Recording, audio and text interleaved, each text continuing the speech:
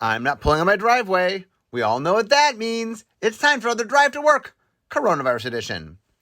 Okay, guys, today I'm talking about set sizes. Exciting. Part of what I want to talk about today a little bit is how Magic has changed its set sizes over time, why it's changed it, and talk a little bit about why set sizes are the way that they are. Okay, so we're going to go all the way back to Alpha to start our story. Okay, so Richard Garfield comes up with the idea of doing a trading card game. So most of what happens is when they start making booster packs, they're using the technology that printing companies had used to make trading cards.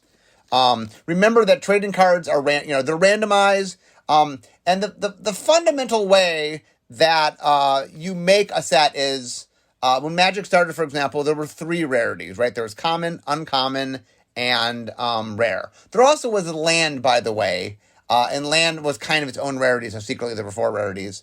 So the way it works is when we print Magic cards, there's a sheet. There's a giant sheet. I don't know if you ever see an uncut sheet of Magic cards, but it is some number of cards across and some number of cards down. And when we print the whole sheet at once, and then we cut it. We chop it into the pieces of what the card size are. Magic sheets or printing sheets, usually there's 2 main sizes that Magic has used in the past. One is what we call the 121 up sheet, which is 11 by 11. And the other is what we call the 110, which is 11 by 10. Just different. The 121 and the 110, they're just a little bit different from each other. But as we walk through set sizes, these are the defining qualities. So basically the idea is when I'm printing a booster, so let's say I'm printing Alpha. Okay, so what's going to happen is I'm going to print some amount of commons, some amount of uncommons, and some amount of rares. So in the very early Magic pack, there were, I believe, 11 commons, 3 uncommons, and 1 rare to make 15 cards. That's the size that a booster pack has, the main booster pack has held since the very beginning. So in order to do that, the easiest way to do it is you have a common sheet of cards, an uncommon sheet of cards, and a rare sheet of cards. And then the idea is you have slots in the booster pack, right? I'm going to chop up all the commons. I'm going to chop up all the So I print all the commons on sheets, and I print many of those. Then I chop them all up, and then do the same with uncommons, same with rares. And then there's a slot. So you fill a hopper. Just imagine like many cards filled up. And it says, okay, I let out 11 cards of this thing, which is the common. I let out 3 of this, which is the uncommon, and let out 1 of the rare. I should note in Alpha, the way we did basic lands in Alpha, it was basic lands were spread across the sheets. That commons had basic lands, uncommons had basic lands, even the rare sheet had basic lands. Although, I think the rare sheet, they were all islands. But the idea was, so when you bought your pack, you'd randomly get basic lands mixed on those. So the earliest number, so in Alpha, there were 295 total cards. So that was 74 commons, 95 uncommons, 116 rares, and 10 basic land. So the reason, for example, that common is not 121. So Alpha used 121 sheets. The way I know this is because there are 116 rares. If they use 110 sheets, there couldn't be 116 rares. So what that said is they had 74 commons plus some number of basic lands mixed into it, 95 uncommons with some number of basic lands, and then rare with obviously 5 basic lands mixed in, all I believe all islands. And the way it worked is between the way the lands got divided is you got an equal amount of them proportionally. So 295 literally was just, okay, we need enough space for basic lands, and so they picked some amount to fit on the sheets. Beta, for example, was 302. The reason for that is that they had forgotten 2 cards. They had forgotten Circle Protection, Black, and they forgot Volcanic Island. So Beta has 75 commons rather than 74, and Rare has 117 cards rather than 116. The original Magic only had 10 basic lands, which meant the 5 basic lands twice. What they decided was they ended up putting an extra picture on all the basic lands to go up to 15 because that let them say over 300 cards. that you had, uniquely different arts on things. It let them say over 300. So you get to 302. So early Magic it uses 121 sheets. Basically, if you look at them, like Unlimited Edition has 75, 95, and 117, the exact same that Beta had because they were the same cards. Revised Edition, once again, stay the same, 75, 95, 121. Then in 4th edition, it goes to 121, 121, 121, where they say, okay, we're going to get you lands independently of that. I think 4th edition might be where we start doing the land slot, but they stop putting lands on the sheet. And so for a while, they're like, okay, we can have up to 121. Let's have 121. And I think what happened was it was a little bit too much. Like 121 rares was a lot of rares. And so anyway, as you'll see, we'll start adjusting like early Magic was really getting used. Like Wizards of the Coast prior to making Magic wasn't in the trading card business. And so there's a lot of trial and error. So I'm going to get away from the basic sets into the expansions and start talking a little bit of how we started figuring out things. And one of the things you can see when you look at early Magic is they were experimenting. They didn't quite know how to solve all these problems. Okay, so Arabian Nights has 92 cards, 41 commons, 19 uncommons, and 32 rares. And one basic land, kind of by mistake, a mountain. So what happens in Arabian Nights is, for the first time ever, they're trying to make a small pack, and they don't have enough cards to make 3 unique sheets. It just doesn't make sense. So what we do for the first time, I believe, in Arabian Nights is there's a common sheet. And once again, when you look at numbers, one of the reasons you look at numbers is you try to figure out, so I'm pretty sure 41 tells me that this is a 121 sheet because you're going to print on a 121 sheet. You can print 40 3 times, and what the 1 says to me is there was 1 common. I'm not even sure. Was it Desert? There's 1 common that's printed at a lower rate than the other commons. So 41 says to me they printed 40 3 times, and then there's 1 common they printed a little less at 1. One of the things to always figure out when you're printing, by the way, is you want to use up all the space that you can, but you don't necessarily need to put, everyone doesn't have to be unique. One of the ways that we'll figure out numbers sometimes is say, oh, we could print every common twice, or maybe there's 2 versions of the sheets and you print across 2 sheets. There's a bunch of different ways that you can do that. I don't want to get into too much detail because I want some mystery of how things are randomized, but just in understanding larger numbers, it's all based on the size of the sheet, whether it's 121 or 110. Okay, so Arabian Nights, what they do is they print some of the, there's a common sheet, there's an uncommon sheet, and on the uncommon sheet, some of them show up more than others. So the rares show up once, and the uncommon show up, I think, 3 or 4 times. I think they call them uncommon 3s and uncommon 4s, and then the uncommon 1s, meaning once on the uncommon sheet, we list it as rares. So Antiquities goes up to 100. Same basic idea, but they printed a little bit more. Now, then we get to Legends.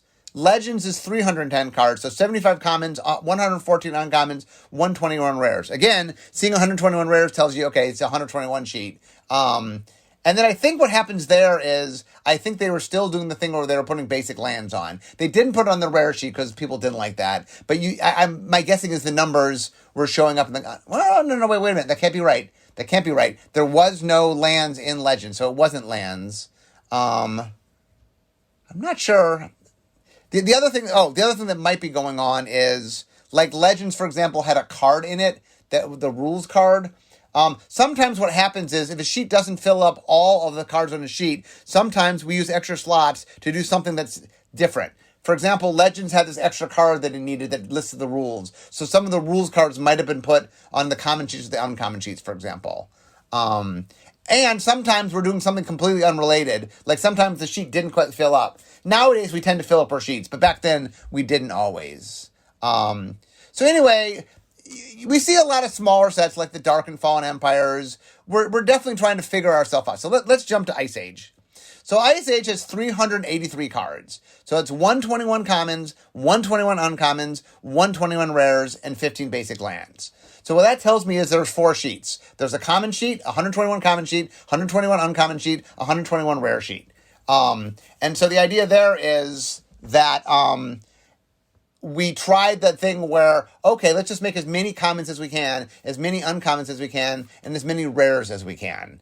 And then the lands must have been on their own sheet. We started doing lands on their own sheet and inserting lands at some rarity rather than trying to mix the lands in. The problem with putting the lands on the common or uncommon sheets or the rare sheets was we didn't have control of how many lands you got per set. Once we put lands on their own sheet, we could drop them in at whatever rate we wanted. So if we wanted 1 land per pack, we could guarantee that. Some of early Magic, sometimes you got no land, sometimes you got 5. It had a high variance when it's baked into the sheet.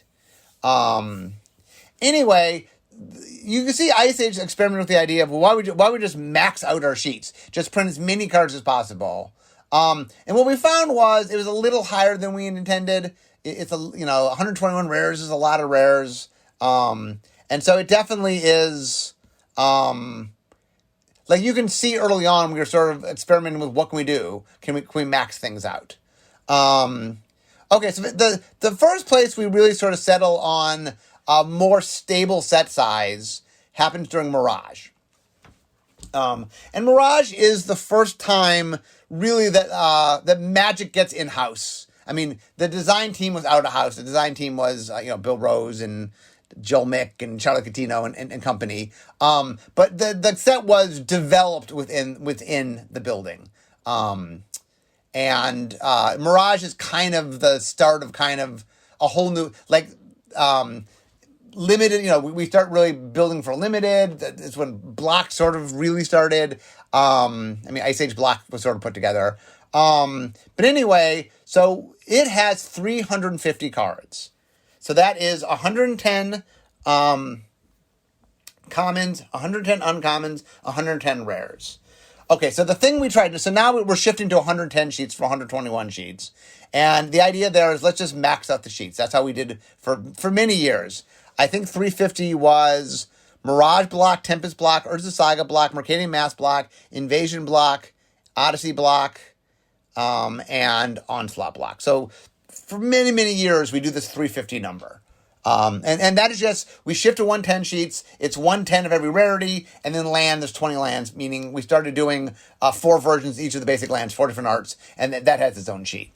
Now, the small sets for Visions and Weatherlight, we at the time did 167, which was 62 commons, 55 uncommons, and 50 rares. Starting with Tempest, we moved to 55, 44, 44. And basically, so it's 143 cards for our small sets, 55 commons, 44 uncommons, 44 rares. What starts happening there is we're starting to map to the sheets more efficiently. For example, 55 commons means, 55 goes twice on a 110 sheet, right? You can print every common twice. 44, by the way, 44 means that we print 2 uncommon sheets and that there are 5 versions of every card. And so, once again, a lot of set size is very much determined by how many... what starts happening around this time period is we start getting a much better understanding of how to maximize our sheets. And so a lot of our numbers are based upon, hey, we don't want to have wasteful in the printing. And so we start getting into these sizes. So for a long time, for many years, 350 is the size of large sets, 143 is the size of small sets. And that maintained itself for quite a while. And then we get to Mirrodin. And in Mirrodin, we make the decision to shrink the big sets a little bit and increase the small sets a little bit. So instead of doing 110, 110, 110, so it's 350 total, we moved to a 306 model, 110, 88, 88. We decided that we needed a little bit more commons than we needed uncommons. I'm trying to think 88...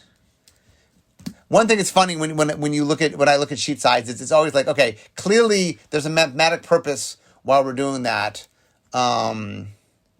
So, but anyway, we lowered. I think what we decided at that point was we wanted more commons. More commons kind of made limited work, but we didn't need to have quite as many rares. So we shift down.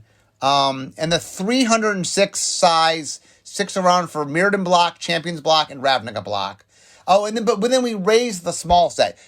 So instead of having 145, which was 55 commons, 45 uncommons, 45 rares, we moved to a system where we have 55 of each. 55 is nice on 110 sheets because you can do it twice. So we have 55 commons, 55 uncommons, 55 rares. My best guess what's going on, just looking at this, is we wanted to keep the general number of cards in a block about the same. So we go up 20 in each of the small sets, which meant we went down roughly 20 in the large set. So we, in fact, went down 44. But the idea essentially is I think we needed the small sets to be bigger. And so to keep the whole year about the same, we shrunk the large sets. That's my guess on why we made that shift during the Mirrodin block. Okay, then we get to Time Spiral. Okay, so one of the things that happens in Time, we have a bonus sheet in Time Spiral, which is a 121 sheet of extra cards that are dropped in. So Time Spiral introduces the idea of a bonus sheet, the idea that you could have a whole separate sheet that's its own printing sheet that you then could drop in.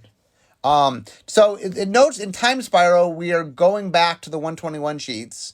For example, the bonus sheet itself is 121. Also, when I look at Time Spiral, there's 121 commons, 80 commons, 80 rares. Once again, this is before we haven't yet got to. I'll tell you when we get to Mythic Rares. We haven't got to Mythic Rares yet. And 20 lands. And then what happens is the small sets stay at 165, but they ship from 55, 55, 55 to 60, 55, 50. So what happens is we keep the same number, but we raise the commons a little bit. And once again, when you're shifting to 121, 60 is a better number for that, for the commons. And anyway, we adjust. I think what we started realizing in Limited was Limited need a little more commons. So we had a little more variety in what was going on and made Limited a little smoother and worked. So in Time Spiral, we shift over to the 301 model, which is 121 commons, 80 uncommons, 80 rares. Once again, there's a bonus sheet in Time Spiral, which throws the math off a little bit. But Time Spiral, Lorwyn, Shadowmoor are all at that 301 number.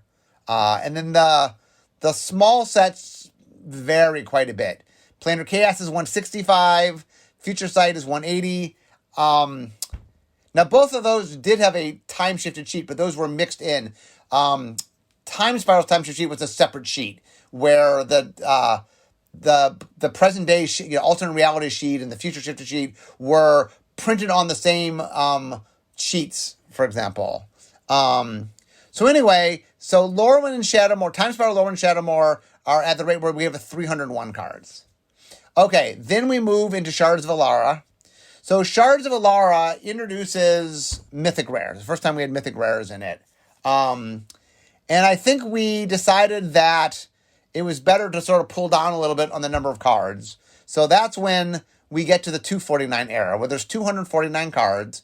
That is 101 commons. And 101, by the way, we start getting to where we've had 101 commons for a long time. So 101 commons, 60 uncommons, and 53 rares, and 15 mythic rares, 20 lands. 20 lands has mostly become a staple. That number varies a little bit from set to set, but usually there's four pictures or 3 pictures of each basic land. I think what happens here, let me look and see if I understand this. I think my guess is, I know that we wanted to come down a little bit. We were trying to, I think this is a time where we're starting to do some more supplemental stuff. And so we're pulling down a little bit in the premier sets so that we can get stuff in the supplemental sets. And the large sets come down to 249 and the small sets go back to 145. Once again, they were 145 or 143 way back in the day for quite a while. So we pull those down to 145.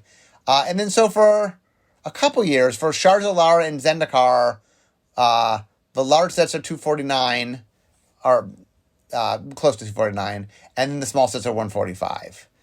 Also in Zendikar, we started doing... Zendikar is the first set to have a set in the block beyond the first set to be a large set. So Zendikar is 249, Rise of Eldrazi is 248. I'm not quite sure. Oh, there was one less common for some reason. It just has 100 commons rather than 101. I forget why that was how that... one of the things on set sizes in general is set by set. Like, sometimes we're doing double face cards, or we're doing a bonus sheet, or whatever. There's a lot of little things that can tweak numbers just a little bit. Okay, so Shards of Alara, Zendikar, Scars of Mirrodin. We get into the 249 large set. The small set actually goes through a bunch of variants. Like 145 is kind of the staple, but then Mirrored Besiege is 155, so it's up by 10. I think we did that to balance, because the sets were half Mirrodin, half Phyrexian for the pre-release purposes. The new Phyrexia just went up a little bit, it was 175. It's more of a medium set than a small set. Okay, then we get into... Oh, I see. Okay, so 249 was the staple, but then we get to Innistrad. So Innistrad says, hey, I'm going to introduce a mechanic that requires its own sheet, which was the double face cards. So the idea there is, in Innistrad, let's see. So Innistrad has 264 cards, 170 commons, 67 uncommons, 59 rares, 16 mythic rares, 15 basic lands. Now, what that happens is we start to have mythic rares, and so those not mythic rares, we start to have double-face cards, and the double-face cards are wonking up the math, if you will, because they're on their own sheet. When we print double-face cards, because normally when you print Magic cards, the back is all Magic back. There's a certain process to printing the Magic back. When you do double-face cards, it's a little bit different. How we do the front's a little bit different from how we do the back. I don't need to get into the details, but double-face sheets just are a little bit different. And so, like Innistrad, for example, has to take into account double-face cards, and those are additive. So we kept the same numbers as normal. So essentially, Innistrad has 249 sort of non-double-face cards. And then it has 25 double-face cards, which are spread out through the rarities. And when you're doing that on a sheet, once again, much like how we did the rares and uncommons in the early small sets, you have sheets in which you're just printing different numbers on the sheet to represent rarity, so that, the commons show up more than the uncommons, stuff like that. So Innistrad and Dark Ascension have their numbers that get sort of wonky because of double-face cards. Avacyn Restored is only 244, which is 5 less than the norm. Normally it's 249. I'm not sure why. There's some reason it's 5 below. I don't remember. As we start getting in, there's a lot of case-by-case things where things are a little bit off. Then we get into Return from Ravnica. So Return from Ravnica is a little bit higher than normal, than the 249. It's 274, and Gatecrash is 249. I think what happened there was we were trying to make the guilds work, and I think 249 was a little too tight. Like, we needed a little more breathing room, so we made the sets a little bit bigger. And once again, a lot of the defaults are where we are normally, but when a set has certain needs, it'll get a little bit bigger. Much like, for example, how the default for the small sets for a while was 155, and then like Dragon's Maze is 156. So we did something there where we, I think what's going on there is we put some of the land sheets, some of the not basic lands on the land sheets. I think that's what's causing weirdness in the math. Anyway, we get back to Theros. Theros block is back to sort of a more normal 249 large sets, 165 small sets, which was the staple for quite a while. Khan stays there. Fate Reforged got a little bit bigger because it needed for what it needed to do. Dragons, for some reason, is 5 cards lower. I always get confused when we're 264 rather than 269, but it just meant we pulled 5 cards for some reason. Okay, then we get into Battle for Zendikar and Shadows over Innistrad. So one of the things you'll start seeing around this time period is 269 is the base level for the size of the sets, but we do vary them from time to time. 269, by the way, is our 101 commons, 80 uncommons, 53 rares, 15 mythic rares. That was the base for quite a while. And those are just numbers that worked out well. It worked well for limited. But as we went set to set, we adjust for the needs of the set. Like I said, whether it's double face cards or, sometimes we'll upset a little bit because we need them mechanically, like we do sometimes with the guild sets. But as you'll see as we sort of go through, Battle for Zendikar is 274, Kaladesh is 264, Armakett's back to 269, Ixalan's a little high on 279. So there's a little bit of variance, but mostly you're seeing sort of the norm as we start playing around a little bit with just small adjustments. Okay. Then we start getting into the world of every set's a large set. And once again, we messed around. Like 269 has become the staple. 101, 80, 53, 15. And then we deviate a bit from that, but we stay pretty close to that. For example, Guilds of Ravnica and Ravnica Allegiance, instead of having 101 commons, go up to 111 commons. And that sort of just warps a little bit some of the set size stuff. But pretty much you'll notice that our commons are staying around usually 101 or 111, depending on what we need for the set. Uncommons are pretty straight at 80. Most are rares at 53. Sometimes they get mixed up a little bit. And then our mythic rares are at 15. And then we get into Zendikar Rising. So Zendikar Rising starts, we introduced MDFCs, multi-face, double-face card, modal double-face cards. Once again, those are on a separate sheet. So those numbers impact the total of what's going on. So Zendikar Rising ended up at 280, Kaldheim ended up at 285, Strixhaven was at 275. And then what happens is we start sort of mixing around a little bit with, we get into Innistrad Midnight Hunt, which once again we have double face cards. So there starts being a lot of we're more willing these days to do things that add additional cards, but add additional sheets, and so the math starts getting a little more wonky. We did in Dungeon Dragons up mythic rares from 15 to 20. What had happened over the time was some of the double face cards and different things, MDFCs and stuff, had raised up the mythic rares, and we found that it made a nice mix. So I think we have the mythic rares you're going to start to see closer to 20, and rares are getting closer to from the 53 up to I think 60. So you look at Dungeons & Dragons Adventures Forgotten Realm, that number, we're keeping 101 commons, 80 uncommons, but I think the default is going to be 60 rares and 20 mythic rares. That adjustment seemed about right. Watching how all the things happen with all the different double face cards. Once again, when we have double face cards, that throw some extra elements into the mix. But anyway, one of the things that's interesting as you look sort of a long haul of Magic sets is that there's a general rhythm to what happens on the sizes. Like, what we've kind of settled on is, look, you just need more commons. Because you just get more commons, and we want enough variety when you open up the packs. We don't want commons, you get more commons. Oh, the one thing that definitely happened at one point I did not mention is there was a point when we rolled in the land into the sheets. And so instead of getting 11 commons, you got 10 commons, but you got a dedicated land. And then we've sometimes used that land slot, like in some Ravnica sets sometimes, where we'll sometimes give you things beyond just basic lands in the land slot. Usually it's a set where land fixing matters, where it's multicolor or something, where we need to give you some extra resources to do your mana.